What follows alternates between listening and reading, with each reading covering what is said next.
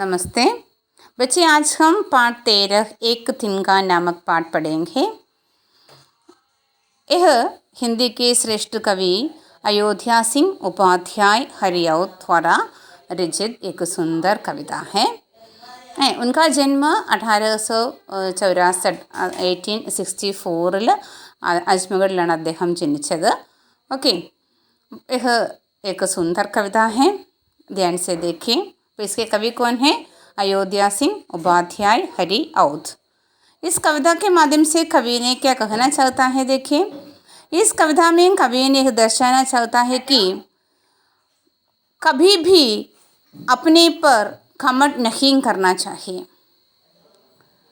ഒരിക്കലും നമ്മൾ എന്ത് ചെയ്യരുത്? അഹങ്കരിക്കരുത്। क्योंकि कई बार अपने से बहुत छोटा भी घमंड को चूर चूर कर सकते हैं। പല പ്രാവശ്യം നമ്മൾ बहुत छोटा भी अपने घमंड को चूर चूर कर सकता है। വളരെ ചെറിയ എന്തെങ്കിലും ഒരു കാര്യം മതി നമ്മുടെ അഹങ്കാരം ഇല്ലാതാക്കാൻ। അപ്പോൾ ഹം घमंड नहीं करना चाहिए, നമ്മൾ ഒരിക്കലും कभी भी घमंड नहीं करना चाहिए, ഒരിക്കലും നമ്മൾ അഹങ്കരിക്കരുത്। അതാണ് ഈ കവിതയുടെ ഒരു സന്ദേശം।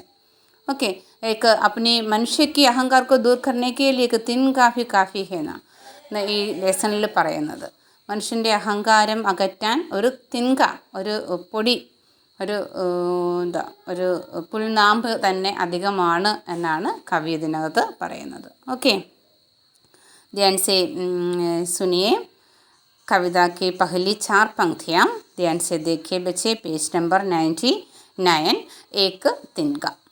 मैं कमंडों में भरा ऐंठा हुआ, एक दिन जब था मुंडेरे पर खड़ा, अचानक दूर से उठता हुआ एक तिनका आँख में मेरी पड़ा।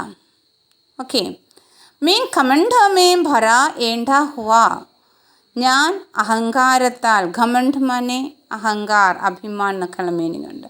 മെയിൻ അഹങ്കാർ, കമണ്ഡ്, മെയിൻ കമണ്ഡോ മെയിൻ ഭര ഏണ്ഠ ഹുവ, അഹങ്കാർ സെ തൻകർ, ഏണ്ഠ മാനെ അഹങ്കാർ തന്നെയാണ്।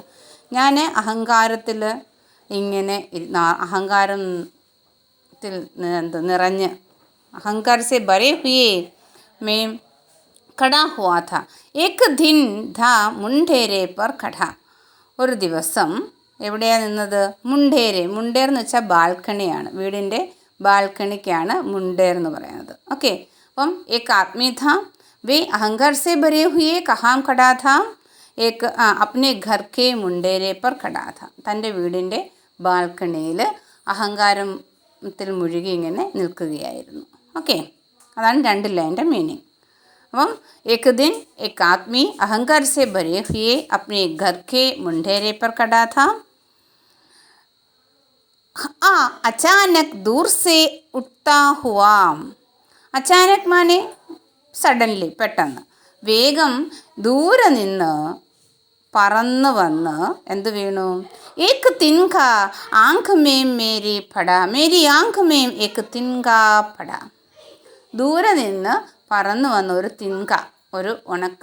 തിൻക എന്ന് വെച്ചാൽ ഛോട്ട ഘാസ് എന്നൊക്കെയുള്ള മീനിങ്, ഛോട്ട ടുക്കട, സൂഖി ഘാസ് കാ ഛോട്ട ടുക്കട എന്ന് വെച്ചാൽ ഉണങ്ങിയ പുല്ലിൻ്റെ ചെറിയ കഷ്ണം, അതായത് ഒരു പുൽനാമ്പ് പറന്ന് വന്ന് എൻ്റെ കണ്ണിൽ വീണു।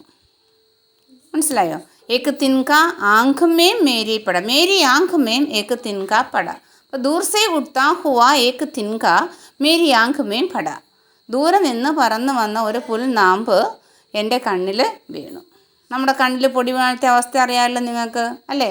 നമുക്ക് ആകെ അസ്വസ്ഥമായിരിക്കും। അപ്പോൾ ഈ ആത്മികനെ കണ്ണിൽ പൊടി വീണപ്പോൾ എന്ത് സംഭവിച്ചെന്നുള്ളത് നമ്മൾ അടുത്ത ക്ലാസ്സിൽ പഠിക്കും। ഓക്കെ, അപ്പോൾ ആ 4 ലൈൻ്റെ മീനിങ് ശ്രദ്ധിച്ചു। അപ്പം എന്നിട്ട് നമ്മൾ കുറേ വാക്കുകൾ പഠിച്ചു। ഘമണ്ഡ്, ഏൻഡ്, दोनों का अर्थ है अहंकार, मुंडेर माने बालकनी, अचानक, अचानक माने जल्दी जल्दी सडनली, പിന്നെ തിൻക, തിൻക माने सूखे घास का छोटा टुकड़ा। देखिए कवि इसमें इन पंक्तियों में कवि ने बताया है कि इसका भाव क्या है। इस कविता का भाव यह है कि എന്താണ് ഈ കവിതയുടെ ഭാവം?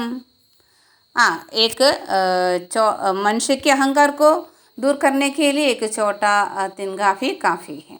ओके, इन पंक्तियों का सरलार्थ क्या है? देखिए, कवि अपने छत के किनारे पर घमंड से भरे हुए अर्थात अपने आप पर गर्व करता हुआ खड़ा था. അഹങ്കാരത്തിൽ മുഴുകി ഇങ്ങനെ നിൽക്കുകയായിരുന്നു. उसके मन में यह विचार था कि उसका कोई कुछ नहीं बिगड़ सकता. അല്ലേ, തനിക്ക് ആരും വേണ്ട എന്നുള്ളൊരു ചിന്തയിൽ ഇങ്ങനെ അഹങ്കാരത്തിൽ മുഴുകി ഇങ്ങനെ നിൽക്കുകയായിരുന്നു.